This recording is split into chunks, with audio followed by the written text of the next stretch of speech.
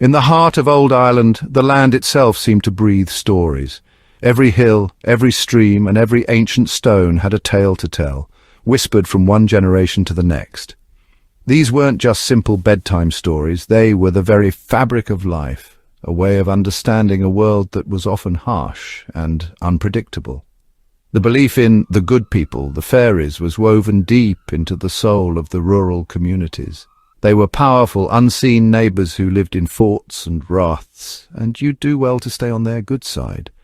To offend them was to invite all sorts of trouble into your home, from soured milk to sickness that no doctor could ever hope to cure.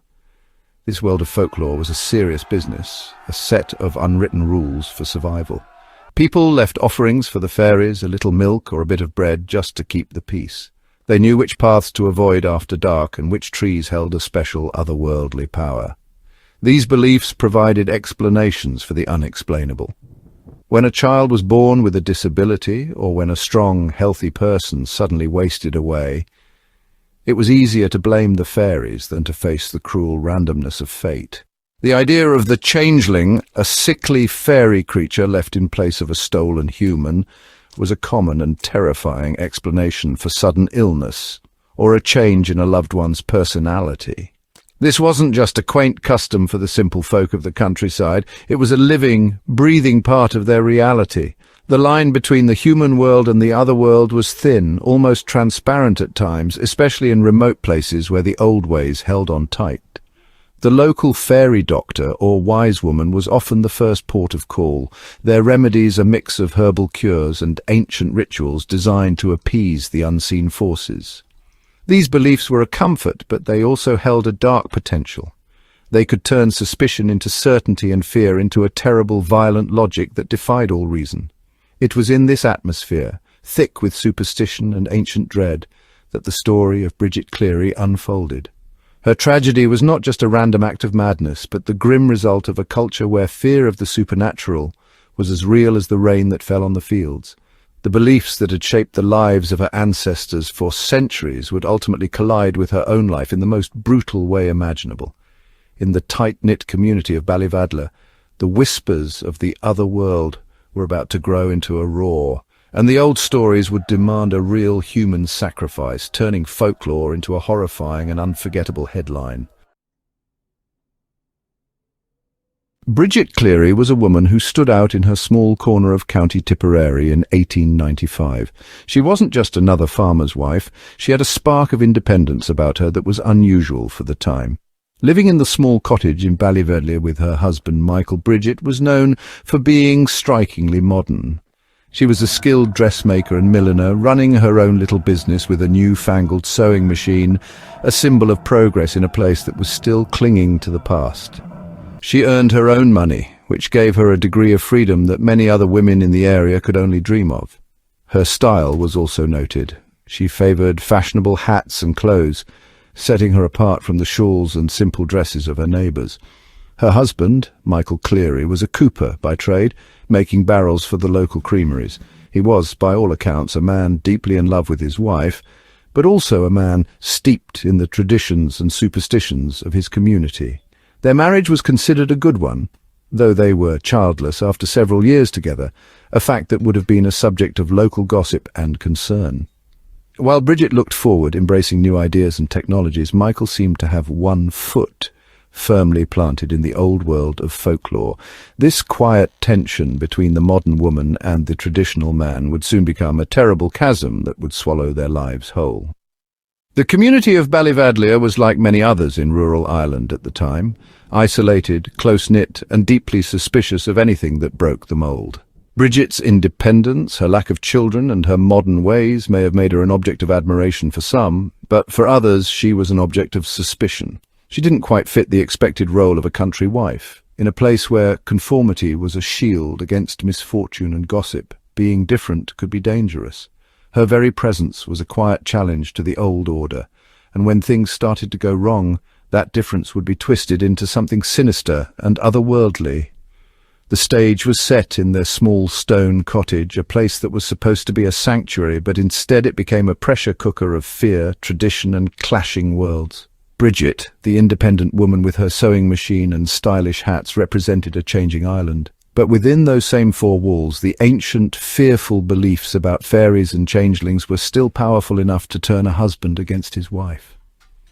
The modern world was knocking on the door of Ballyvadleir, but the old world of shadows and superstition was not yet ready to let go, and it would soon claim Bridget as its victim.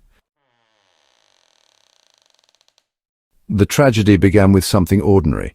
Bridget fell ill. In early March of 1895, she caught what was likely bronchitis or pneumonia after a long walk to deliver eggs. She was bedridden, feverish, and perhaps a little delirious. For Michael Cleary and the concerned neighbours who gathered in their small cottage, this was no simple sickness. Her behaviour, altered by the high fever, seemed strange and unnatural. She wasn't the Bridget they knew. The whispers started slowly at first, then grew louder. This couldn't be Bridget. The real Bridget, a strong and beautiful woman, must have been stolen away by the fairies. The creature lying in the bed, pale and sick, had to be a changeling. Fear gripped Michael. The local doctor was called, but his modern medicine seemed to have no effect. Desperate, Michael turned to the old ways, to the folklore that had been his inheritance. He consulted with a fairy doctor, Jack Dunn, who was also Bridget's own father. They prescribed a litany of traditional cures, a terrifying blend of herbal concoctions and ritualistic torment. They forced her to drink foul-smelling liquids and held her over the heat of the fire, believing that the pain and the flames would force the changeling to reveal its true nature and flee, allowing the real Bridget to return from the fairy fort. The cottage became a theatre of horror. Over several days, Bridget was subjected to relentless questioning and abuse by her husband, her father, and a group of neighbours and relatives. They were not in their minds torturing Bridget. They were trying to save her. They repeatedly demanded, "Are you Bridget Cleary, wife of Michael Cleary, in the name of God?" They drenched her in urine, a traditional remedy to repel fairies, and threatened her with a hot poker from the fire. Their actions were driven by a collective panic, a shared belief that they were fighting a supernatural battle for the soul of their loved one. The terrible climax came on the night of March 15th. After days of this ordeal, Michael's terror and desperation reached a breaking point. Convinced the creature in the bed was not his wife, he made a final horrifying attempt to banish it. He threw lamp oil over her nightdress and set her ablaze. The very fire that was meant to be a tool of purification and rescue became an instrument of death. The men who had participated in the rituals watched in horror as the woman they knew, Bridget Cleary, burned to death on her own hearth. The changeling they feared was never there. There was only a sick woman murdered by the fear of those who claimed to love her most. In the immediate aftermath of Bridget's death, there was a clumsy attempt to cover up the crime. Michael Cleary buried her body in a shallow grave a short distance from the cottage. For a few days he maintained the story that she had been taken by the fairies and would return riding a white horse from the old fort at Killanagranagh. But the modern world, in the form of the Royal Irish Constabulary, soon intervened. Her body was discovered, and the horrifying truth of what had happened in the cottage came to light. The subsequent trial was a sensation, drawing international attention to this dark corner of Ireland. It put the ancient beliefs of the people on trial just as much as Michael Cleary and his accomplices. The case of Bridget Cleary became a stark and brutal symbol of the clash between two Irelands. On one side stood the forces of modernity, the law, the press, and the church, all of which condemned the killing as a barbaric act of superstition. On the other stood the deeply ingrained folk beliefs of a rural community, a worldview where fairies were real and changelings were a genuine threat. The trial exposed the uncomfortable reality that for many people the other world was not a myth, but a powerful, active force in their daily lives. The court could not comprehend their logic, and they in turn could not see their actions as murder, but as a desperate failed exorcism. The story serves as a chilling warning about the dangers of group hysteria and the immense pressure to conform. The men in that cottage were not monsters in the traditional sense. They were ordinary people caught in a web of fear and folklore. The community's shared belief system validated their terrible actions, creating an environment where a brutal act could be seen as a necessary ritual.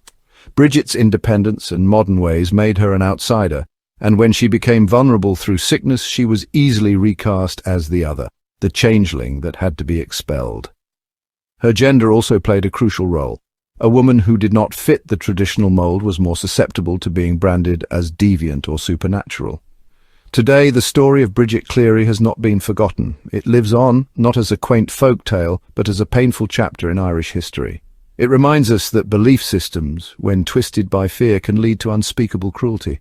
The fire that consumed Bridget Cleary on that March night did more than just take her life. It burned a permanent scar into the Irish consciousness. It stands as a tragic monument to a woman who was killed by stories, a haunting reminder of the last witch burned in Ireland, and the devastating consequences when ancient fears are allowed to overpower human compassion.